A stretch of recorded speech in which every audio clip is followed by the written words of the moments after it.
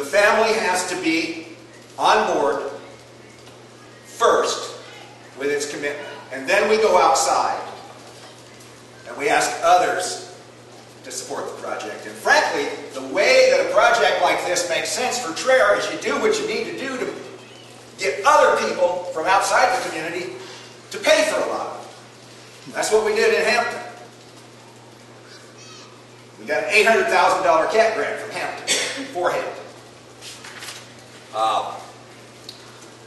Top down means the campaign leadership and the community leadership needs to step forward and make a commitment. Thank you, Mayor Holden, for making a commitment tonight.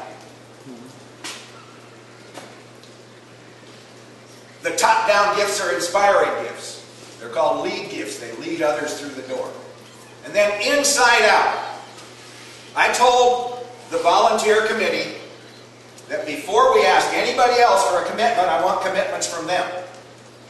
And these are your friends, and they're your neighbors. You know them, and you know what they do. This group of people made a commitment of about $15,000.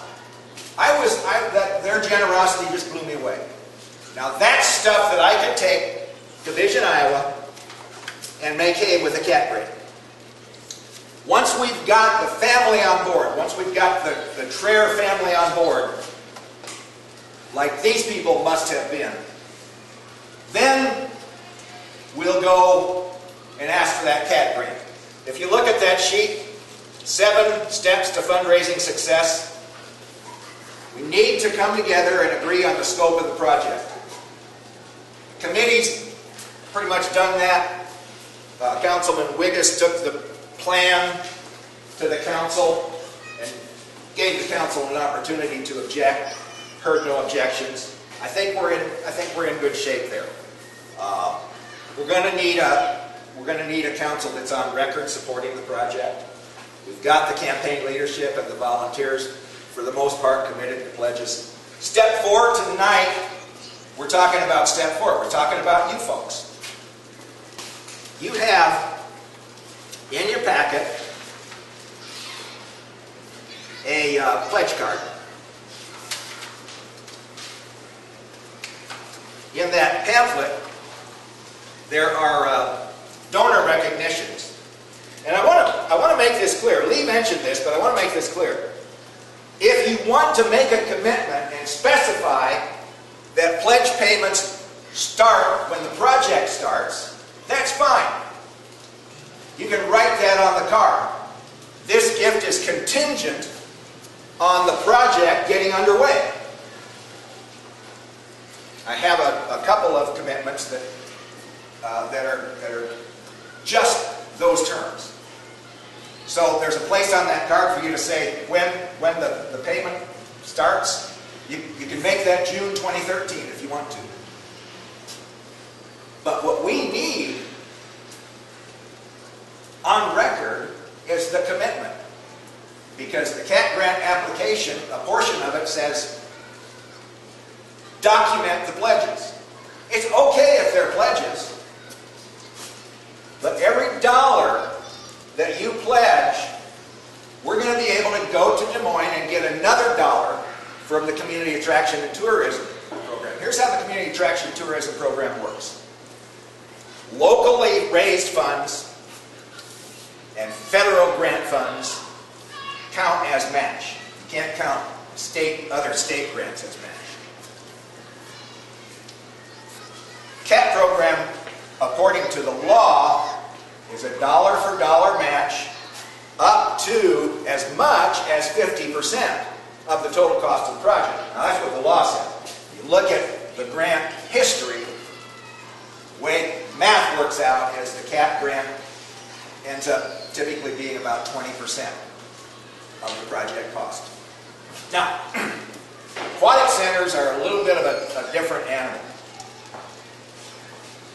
So many of them have been before the board. They have a formula that they've adopted. It's about $100,000 for an aquatic center only. So what we'll do is we'll will apply for more than that. Will apply for a lot more than that. But what they like to do is, they like to hear you say, well, in fact, you have to say, we've exhausted every other funding source. So that means we've exhausted all the fundraising that we can do in Traer and in Tama County. And we've done this much. And we're coming to Vision, Iowa to fund this. Because otherwise, we're not going to get this. CAT wants to be what they call the last dollar into a project. And once you're committed to the project, before you make the application, you've got to be committed to doing it. But you tell them this amenity, they like to fund an amenity. They want it applied to an amenity. Or applied to this. Or something else. I think this is a good example, though, because this is kind of an alternative.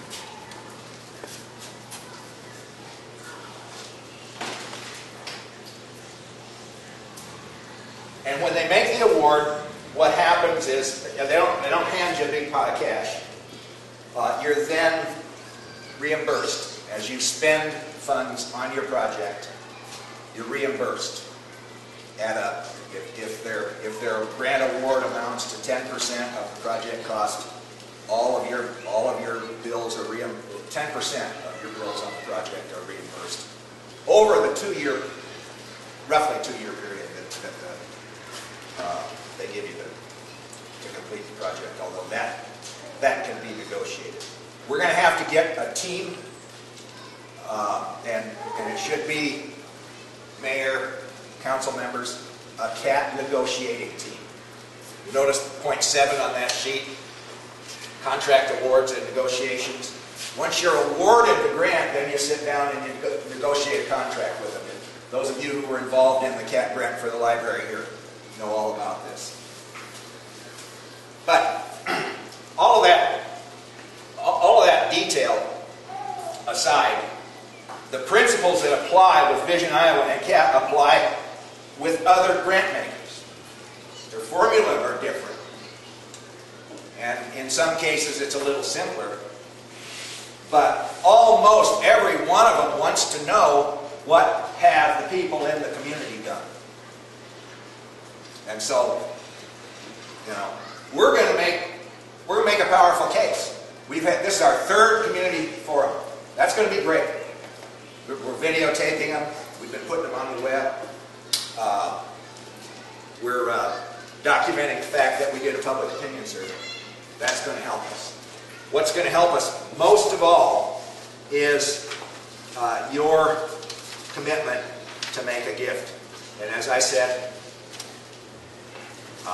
make it contingent if you want to, but please commit to something. It's important that we get the contact information and your name spelled correctly on the front. On the back, you can write in a total amount. $1,000 a year over 5 years works out to $5,000. That's easy to you remember that. You just write that in there. $2,000 a year over 5 years is a $10,000 gift. You can specify monthly, quarterly, yearly, the amount that you want to pay, and you beginning on, fill that in. If it doesn't work for you for a year or so, put it out there. We need to have the documented commitment to get these grants. Now, inside the case for support, the little pamphlet, there is a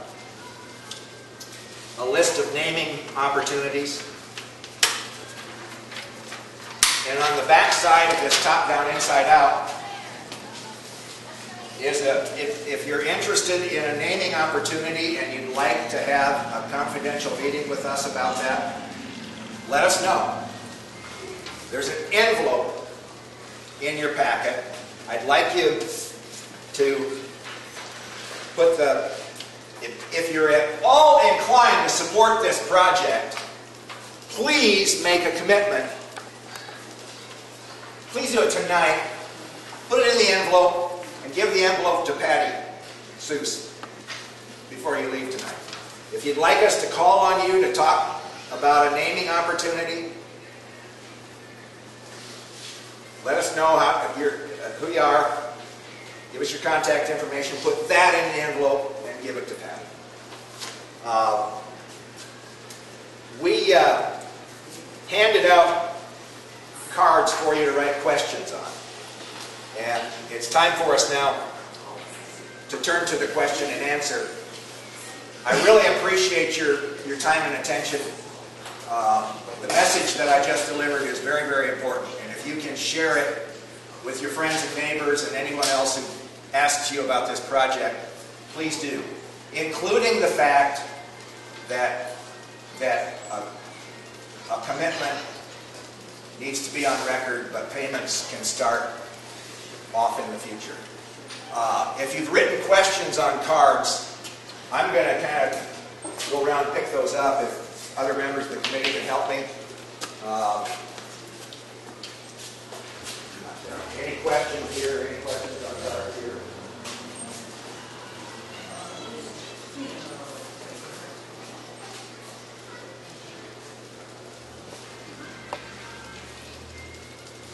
It looks like we're going to get one card. Looks like we're going to get one card with like 30 questions on it.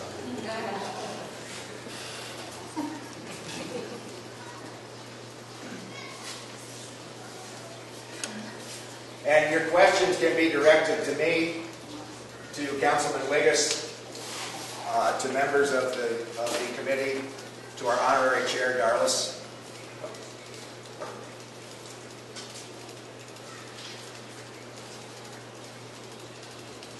I don't know if it's just my basic nature that I always have to say something when it gets quiet. But being on the committee, and I guess I just thinking of a couple things that have been said. I've been so appreciative of Steve and his organization.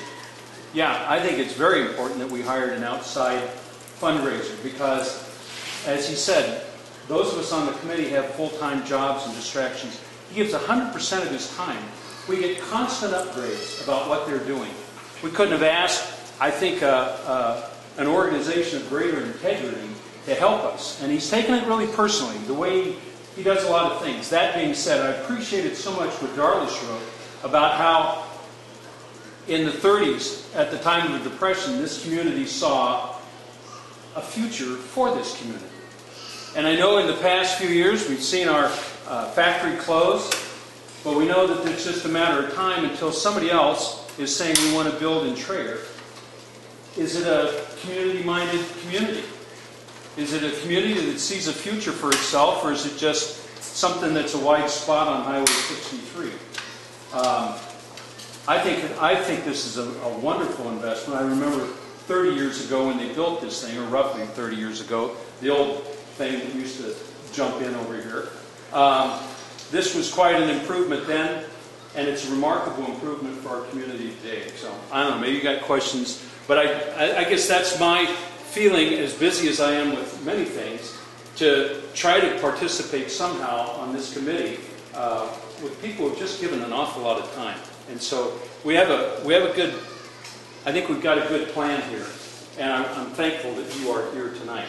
And I would especially ask, if you hear about naysayers or anything, please invite them. You know, it's easier to answer a question here than to have the rumors. Does anybody notice how well rumors work? If somebody could just come here and ask their questions, you know, we welcome critiques or criticisms, however you want to phrase it, because we need to get this done for the future of our community. You know. So anyway, answer the questions or whatever you got. Well, In case you move around a lot, Steve. Excuse me? You move around a lot. I know. And, well, Lee's going to moderate the Q&A.